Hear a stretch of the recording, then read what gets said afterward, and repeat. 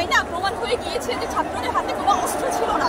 সে তার ভাইদেরকে পানি খাওয়াতে নেমেছিল, খাবার খাওয়াতে নেমেছিল, তাকে আপনারা কেন মারলেন? হেডশট ছিল, মাথায় গুলি করেছে, আমরা সবাই দেখেছি।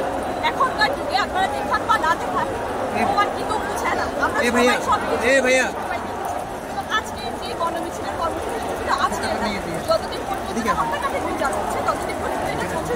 এটা এখন ছাত্রদের মধ্যে নেই। এখন আমাদের দেখেন আপনি জনসমাজ নেমে এসেছে এবং সবাই এই গণহত্যা একটু ধরেন না, এদিকে ধরেন না।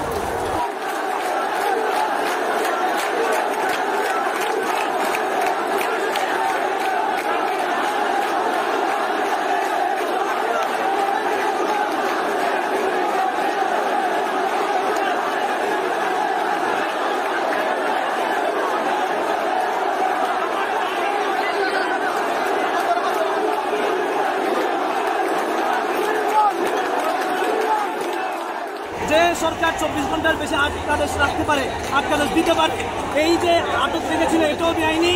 আবার তাদেরকে নিয়ে তামাশা করেছে, যে বাপের ছবি করেছে এবং তাদের সাথে কোনো শিক্ষকদের দেখা করতে দেওয়া হয় নাই।